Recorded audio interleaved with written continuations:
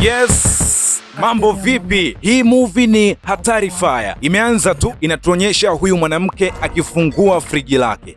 Ghafla anasikia sauti ya mlango ukijifungua na kujifunga. Kwa mbali anasikia hatua za mtu akitembea. Cha kushangaza, haoni mtu anayetembea. Ikabidi afuatilie hatua hizo. Ghafla kiumbe cha ajabu kimempa mgongo. Palikuwa ni giza, ile anawasha tu. Kiumbe hichi hapa, anahema sana kwa uoga. Kisha anasikia sauti ya mtoto ikimwita, mama njoo hapa. Ikabidi aanze kuifuata sauti hiyo. Sauti inaendelea kumwita. Alikuja mpaka hapa. Panaonekana kama kaburi, lakini haonekani mtu ndani ya shimo hili. Lakini huyu mwanamke akaingia humu ndani. Alipogusa tu hizi mbao, mkono ulitoka huko chini ukamkamata.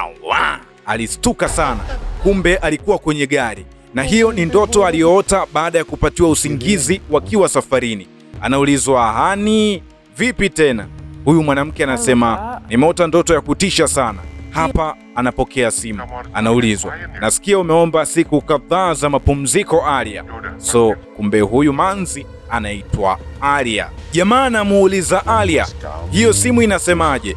Alia anasema, nilitakiwa kwenda kumtembelea mteja wetu alipo, lakini nimemwambia nimeanza mapumziko, hivyo tumeshapanga namna ya kufanya, hakuna kitakachoharibika. Mchizi anamwambia huenda bosi wako ndiye ambaye anasababisha ndoto za ajabu unazoota. Nyuma ya siti alikuwepo huyu binti amelala. Hapa kamechoka, safari imekuwa ndefu sana. Anauliza, hatufiki tu tunapokwenda kwa bibi? Anaambiwa, mwanangu usijali, muda sio mrefu tutakuwa hapo. Binti anasema, yaani hata huyu mwanangu aka mdoli sipati picha bibi atakavyoupokea na kuupenda. Hatimaye wameingia hapa kijijini. Kijiji kinaitwa Pangupa Jiwe Village. Hapa ndipo shughuli inaanza rasmi sasa. Muhimu usiache kutunga mkono kwa kusubscribe, kulike, kucomment na kushare. Pia tuambie movie unayoipenda tuifanyie recap sehemu ya comments. Huenda labda pia haukuielewa vizuri hiyo movie, tutafanya hivyo. Kwa mawasiliano zaidi tupate 0766551817. Oi, wamefika usiku sana, giza kweli kweli, lakini papo kimya kinoma. Alia akaanza kuita, mama mama mama, kimya, lakini mlango upo wazi na ndani hakuna mtu anaonekana. Kunani? Huyu mtoto yeye anaita bibi bibi, kimya. Jamaa naye anaita mama mkwe mama mkwe, kimya. Giza nene. Mtoto anasema naogopa mama. Bibi mtu aka mama mkwe na mama wa Alia haonekani. Kwa mbali gizani wanasikia kuna sauti ya kiti ama kitanda inasikika, ni kama sauti fulani ya kwichi kwichi. Ghafla huyu bibi anawasha taa. Walistuka sana. Hapa Alia anasema, mama ujue umetuogopesha sana. Bibi anasema, nilipitiwa na usingizi nikasahau hata kuzima taa. Huyu Jasmine naye kafurahi kinoma. Unaambiwa bibi mtu amemwomba mjukuu wake wakalale chumba kimoja. Alia anaambiwa, wewe na mumeo mtaenda kulala chumba chako, na huwezi amini nimekuwa nikisafisha chumba chako kila siku iitwayo leo. Jasmine na mumewe hapa wapo chumba chao cha kulala. Upande huu chumba cha huyu bibi anashangaa, mjukuu wake Jasmine hayupo pembeni yake. Ikabidi aanze kumtafuta humu ndani. Ajabu, anaisikia sauti tu, lakini Jasmine hamuoni. Hapa anamuona Jasmine yupo kwenye hili zulia. Ile anasogea tu pale, Jasmine amebadilika na kuwa ule mdoli. Oho, kumekucha. Mkali wa jiko bibi mtu yupo kuandaa madikodiko. Alia ambaye ni mama Jasmine amekuja hapa jikoni. Anauliza, unapika nini hapo mama? Anaambiwa anaandaa chakula cha Jasmine. Jasmine yeye bado hajaamka. Alia anahitaji kutoka hapa kwenda dukani kidogo. Mumewe anasema, nami nitakusindikiza huko kununua snacks. Huyu mzee hapa alikuwa akifanya usafi. Kule barabarani kuna gari jeusi limesimama. Kumbe mule yumo Alia na mumewe. Alia akaanza kuita, Mr. Basri, Mr. Basri, hujambo? Mume wa Alia anauliza, nani huyu? Anaambiwa huyu ndiye husimamia shughuli zote za mazishi hapa kijijini. Basri anasema, oh wow, wazima nyinyi wazima, nimewaona siku nyingi sana, nimefurahi kwa kweli. Mr. Basri anaulizia mjukuu wake bwana kiutani kwamba Jasmine yupo wapi jamani? Anaambiwa tumemwacha kwa bibi yake kule nyumbani. Huku nyumbani bibi mtu anatenga ama tunaweza kusema anapakua chakula ili ale pamoja na Jasmine, lakini anasikia Jasmine akiwa anacheza peke yake huko akitamka maneno 1, 2, 3. Bibi kabidi amfuate Jasmine, sauti yake pekee ndiyo inasikika, na akisogelea sauti ya mjukuu wake, hivyo sauti inavyozidi kusogea mbali kidogo. Bibi Jasmine anaona Jasmine anacheza mchezo wa kurushiana mdoli, lakini kitu hicho hakioni, ikabidi amuite Jasmine, ila anamuuliza unaongea na nani? Jasmine anasema naongea na rafiki yangu. Rafiki gani wakati hapa haonekani? Shakwa balaa. Bibi yake Jasmine ameingiwa hofu, huenda kuna kitu kisicho cha kawaida ndani ya nyumba hii. Alia amefika hapa sokoni, anamwona besti yake Mawar. Furaha inaongezeka hapa. Alia anamsifia kuwa duka lake limekuwa kubwa. Alia anamkumbusha Mawar kuwa huyu mumewe ndiye yule Raka. Alia anasema nimekuja kuhemea mazaga, lakini usisahau kuniwekea mayai pia. Hatimaye kiza kimeingia, wapo mezani kupata chakula cha usiku. Alia omba mama yake mwaka ujao ahamie Jakarta, mjini anapoishi yeye, ili wakaishi pamoja, sababu anakuwa mpweke na akipatwa na tatizo hakuna msaada wa haraka. Bibi yake Jasmine anasema, Alia mwanangu, muda wangu utakapofika nahitaji nizikwe katika ardhi hii hapa. Alia akaona hii mada itaharibika, akamwomba waje kuzungumzia siku nyingine kuhusu ombi la mama yake kwenda naye kuishi Jakarta mjini. Jasmine bado hajalala tu mpaka muda huu. Wapo bize na mama yake Alia wakiwa wanatazama picha za zamani za mama yake, haswa kipindi akiwa mtoto. Bibi yake Jasmine amekuja jikoni, anakuta mkwe wake leo ndiye mpishi mkuu. Anaambiwa kulikoni, naamini chakula kitakuwa kitamu sana. Raka ama baba Jasmine anasema ndiyo, lakini hakiwezi kuzidi utamu kama chakula ambacho mmekuwa mkipika. Baba mkwe naye anamgusia mama mkwe wake kuhusu mpango wa kwenda naye huko Jakarta wakaishi pamoja, lakini bibi mtu wa Jasmine anachomoa, anasema sidhani wala kujisikia kama nitahama eneo hili. Jamaa anasema hebu jaribu kufikiria upya kuhusu swala hili, anadhani Alia atafurahi sana endapo tutaishi pamoja. Bibi mtu anasema sihitaji kuwa mzigo kwenu. Jamaa anasema haujawahi na wala haitatokea wewe kuwa mzigo kwetu sisi, hapana. Upande huu Alia na mwanaye Jasmine wamekuja eneo hili. Alia anamwambia Jasmine, mwanangu, hebu tizama palivyo pazuri hapa, miti inavyopendeza, acha. Jasmine anasema ni kweli mama,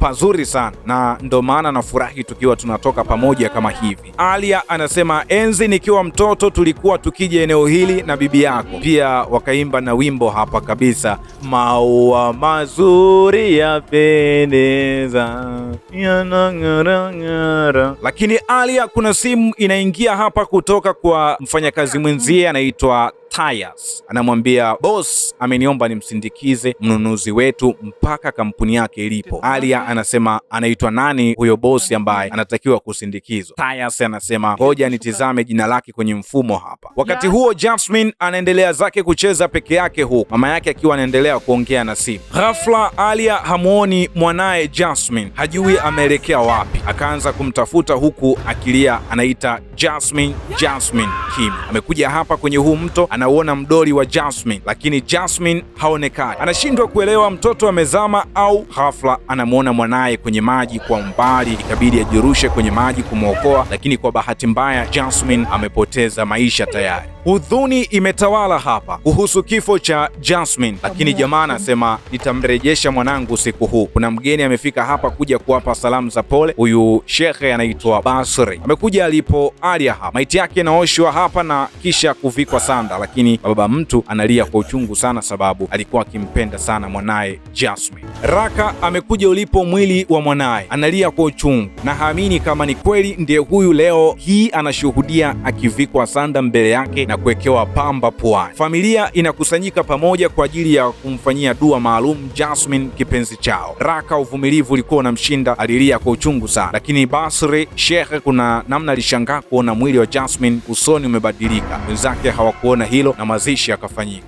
Hatimaye safari ya kumpumzisha Jasmine imekamilika, lakini hapa kaburini yupo Jaka, baba Jasmine na mkewe Alia, wakiwa bado wamejawa simanzi ya kumpoteza binti yao kipenzi. Mdoli aliyoupenda sana enzi akiwa hai upo hapa pembeni ya msalaba wake. Hapa Alia na mume wake Jaka wanamwambia bibi yake Jasmine wanataka warejee kwao mjini Jakarta. Bibi anasema ni kweli mnataka kuondoka? Kwa nini hamjataka walau mkae siku kadhaa ndipo muondoke? Alia anasema hapana mama, inabidi tuondoke tu. Wakaaga pale na safari ikaanza kurejea Jakarta. Alia na Jaka ambaye ni mumewe njiani hapa wanakutana na Sheikh Basri. Anawauliza, hii ni safari ya kurejea Jakarta? Anaambiwa ya. Anasema okay, endapo mtahitaji msaada wangu wowote ule tuwasiliane. Jaka anasema nashukuru kwa msaada wako pia kwa jambo hili lililotukumba bwana Basri. Jaka anasema tafadhali pia naomba utusaidie kuhakikisha mama yetu anakuwa salama. Basri anasema msijali, nitachukua jukumu hilo. Huku nyuma usiku umefika na Bibi Jasmine alikuwa akitizama picha yake na mwanaye Alia kipindi akiwa mdogo. Kuna maneno anayakumbuka aliwahi kuambiwa kwamba kamwe huwezi kutoka eneo hili, endapo utatoka basi na kuhakikishia utazikwa katika ardhi hii. Ghafla anasikia mlango unagongwa, akaingiwa hofu, inabidi aje atizame ni nani anayegonga mlango. Ile anafika tu hapa, kiumbe cha ajabu kinamtokea.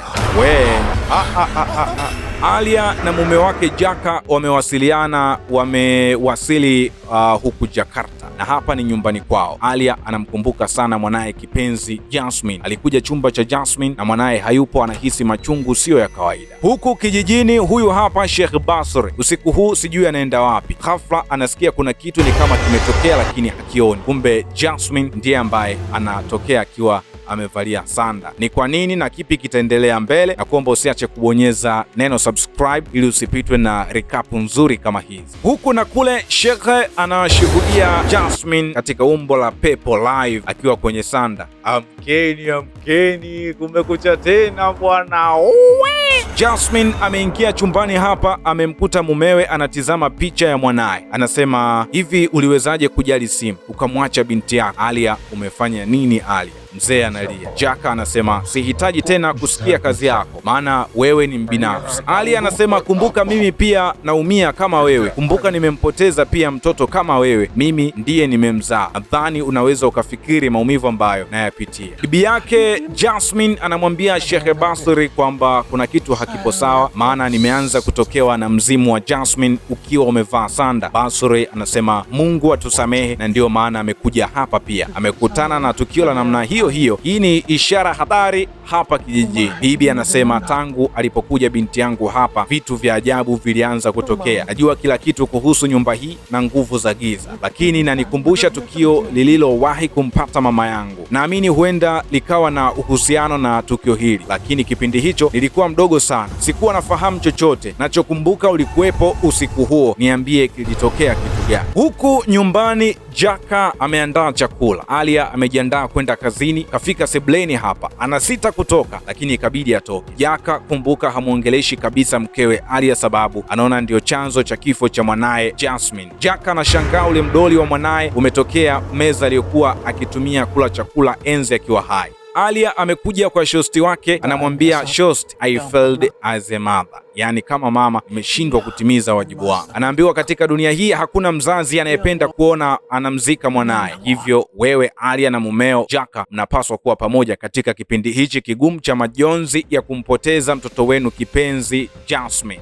Alia amerejea nyumbani kwake. Ile anaingia tu anaonyeshwa huu mdoli Ban wa Jasmine. Anaambiwa, wewe ndiye umeuleta huu mdoli, tulikubalianaje tuwache pale pale kaburini kama unakumbuka Alia? Alia anasema, wewe kwani uliniona mimi nimeubeba? Mimi ndio nauona sasa hivi. Jaka anasema, Jasmine hayupo tena duniani, hivyo tunapaswa kukubaliana na hali mke wangu. Alia anasema, ni kweli, lakini lazima tuwe pamoja katika kipindi hichi kigumu ili tuvuke salama. Jaka anaambiwa kulaumiana sio njia sahihi ya kuondokana na tatizo kabisa. Upande huu Jasmine ametoka kaburini. Kwa ufupi, kaburi lipo wazi kabisa, ni wadudu tu ndio waliosalia. Hapa Alia anakumbuka kipindi akiwa mjamzito. Huyu mume wake ilibidi amfate mkunga aje kumsaidia ajifungue salama. Ile anatoka tu, uchungu ulikuwa mkali sana, lakini kuna kitu alihisi kinagonga mlango. Alitokewa na kiumbe kimevaa sanda, kilikandamiza tumbo lake mpaka damu zikaruka. Alilia kwa uchungu sana. Alia anakumbuka pia ile siku ameona mdoli wa mwanaye mtoni. Alisikia sauti ikimwambia, mama, naomba nisaidie. Akaruka mle mtoni, lakini anaona kama alivutwa na kiumbe cha ajabu. Bwana we, alipiga kelele, maana aliona anaota ndoto. Kumbe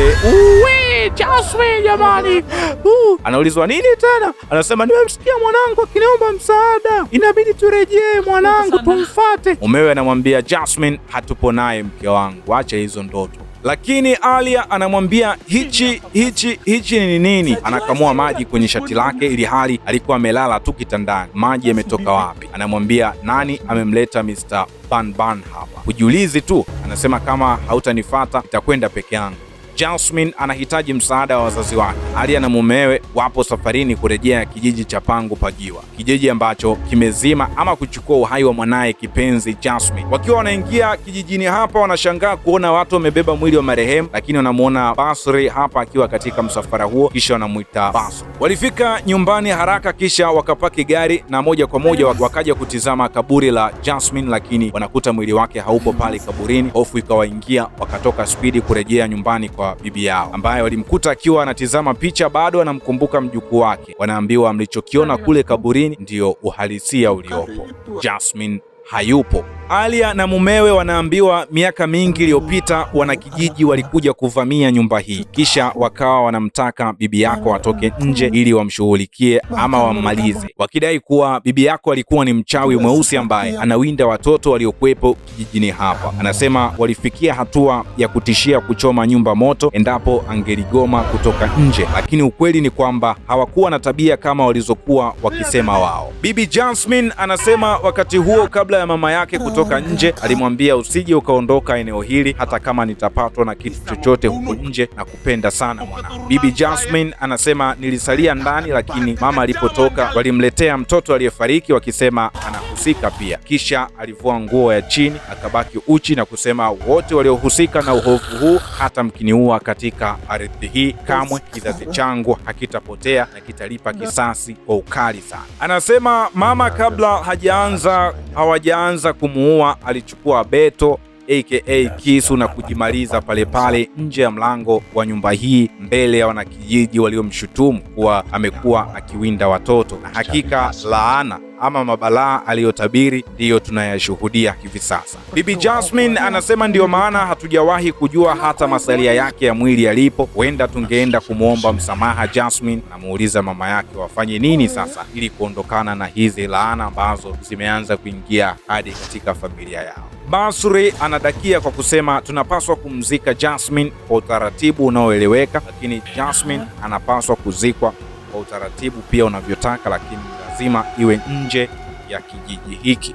Endapo tutapuuza, Jasmine ndiye atakuwa shetani mpya, na hapa kijijini hapatakalika kabisa, sababu atawaua watu wengi sana. So movie imeisha kwa maamuzi ya kumchukua Jasmine na kwenda kumzika nje ya kijiji, ambapo itasaidia kuondoa hizo laana ambazo zitakuwepo katika ardhi hii. Bwana, usisahau kusubscribe, kulike, kucomment na kushare. Kama umevutiwa pia na hichi, unaweza kutupongeza kupitia WhatsApp 0766 55 18 17.